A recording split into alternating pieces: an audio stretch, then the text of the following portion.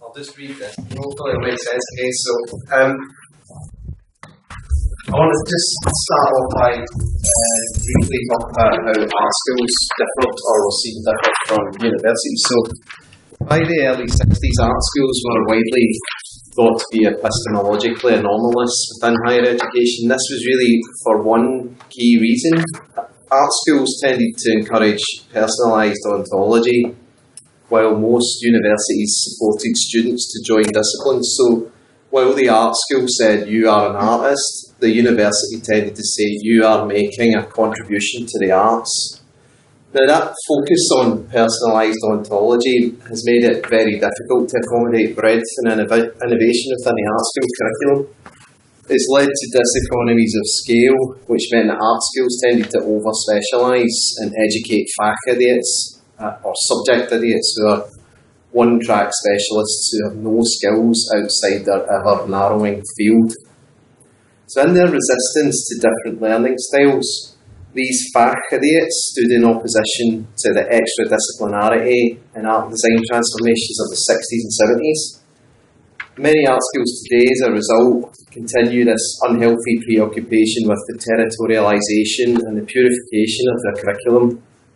Now, this is often colloquially fantasised as an integrated curriculum, which is something that's very widely understood within art and design circles. The phrase integrated curriculum in art schools tends to mean a totalised programme which has no internal or external components. Now, in most art schools, the term integration then is a euphemism for assimilation. So if we think of art schools as very specific communities of practice, the Fachidiots' reaffirmation of purification tends to naturalise a set of internal values as intrinsic to a specific practice, as if they were meta-values or criteria that were universal, as it were. So staff who don't share the same community of practice are assimilated or backsourced into the monoculture, and they're obliged to adopt its internal ethics as if they were a universal set of truths. Now, this is in contrast to most arts and humanities disciplines, which at least try to construct dissonance through the appointment of scholars who represent quite distinct subject positions.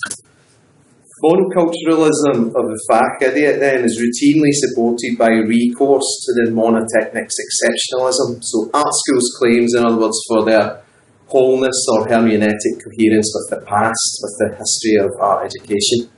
Now, this kind of essentialism is unconvincing, I would say, insofar as art schools, like universities, are mongrel institutions. So today's art schools and universities are both hybrid assemblages of once independent colleges. They're palimpsests of collegiate competition and cooperation. Of the 40 art schools out of 201 that survived the AD Armageddon of the early 60s, all of them were Frankensteins bolted together from government design schools, Académie Française style atelier, and the remnants of medieval guilds, workshops and confraternal schools. And in their pre-modern origins, they're virtually indistinguishable from England's first university colleges, Oxford and Cambridge, wherein masters offered tuition to pay-fee apprentices. So this monoculturalism is as much an anathema to the history of the art school as it is to the pursuit of knowledge in general. So the prevalence of this kind of insular exceptionalism, the idea that art schools are inherently different from universities, is really a manifestation of the Fachidiot's fear of the other. And this is particularly delusional currently, I would say, since in the professional sphere, art flourishes precisely because it is so extraordinarily extra-disciplinary. It also generates a number of barriers to learning. Because it's predicated on a liberal construction of selfhood, i.e. owning yourself as if it were a property, a monotechnical education is proprietary, authoritative and linear, rather than shared, multiplicitous and generative. This particular vision of selfhood tends to generate systems failure in art students due to it being a completely unachievable objective. And while externalised values tend to benefit the whole of the field of practice, the monotechnic's internal values tend only to benefit individuals.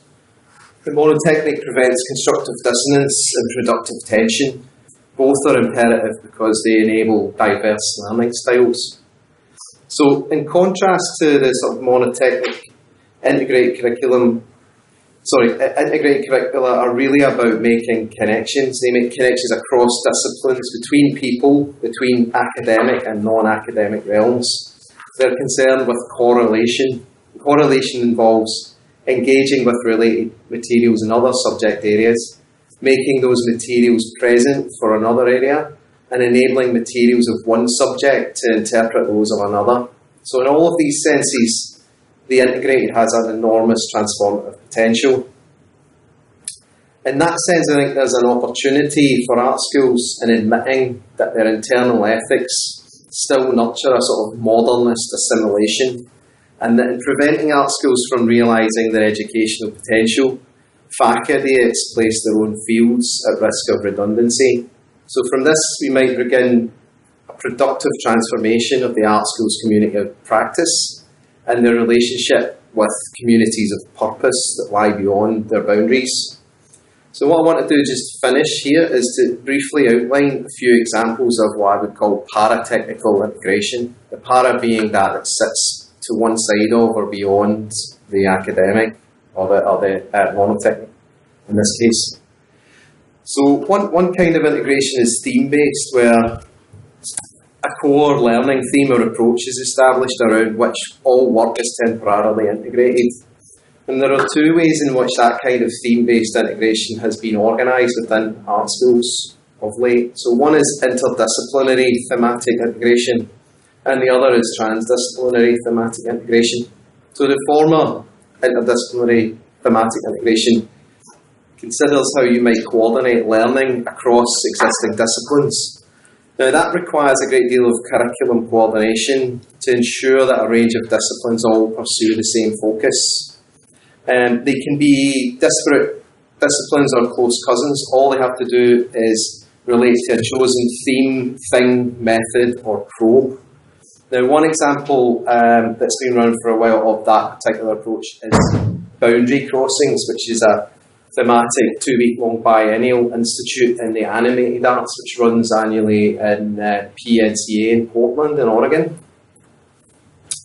Now, the other example of transdisciplinary integration concerns how you might combine approaches from different disciplines in a single project, which can transcend disciplinary fields. So, for example, Jürgen Bay, who is the director of the postgraduate Sandberg Institute in Amsterdam, has designed a range of what they call temporary master's programs to quote Sandberg, following the observation that singular disciplines frequently fail to discern or capture significant knowledge about uncommon and unprecedented situations. So the first temporary master's programme in Sandberg was in 2011, was called Vacant Netherlands, and it focused on empty properties, and the result was the creation of the transdiscipline of vacancy studies.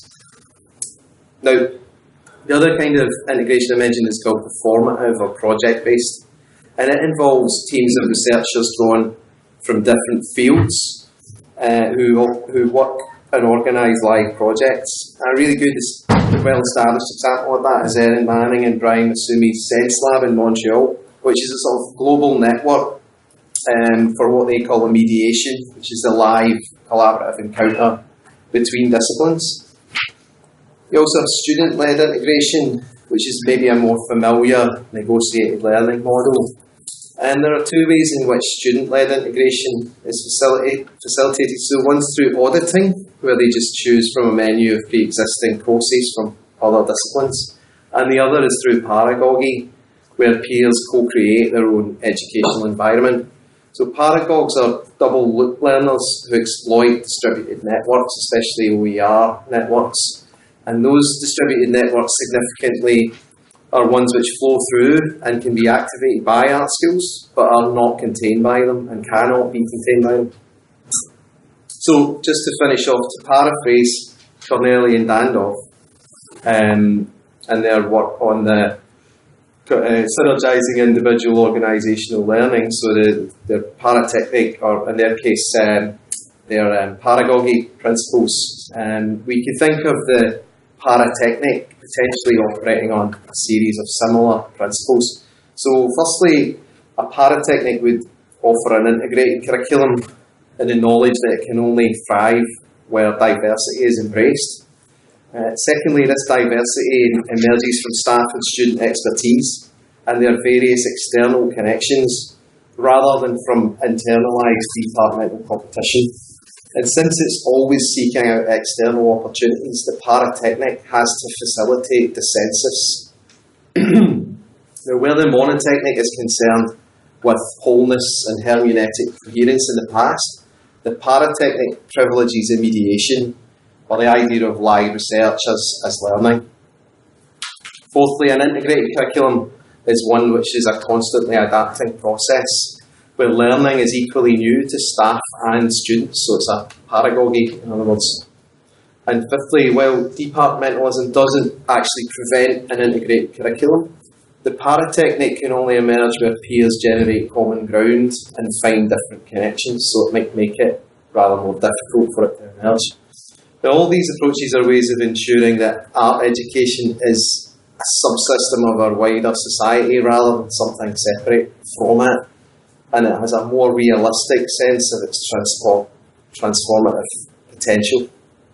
Okay, that's me. Bye.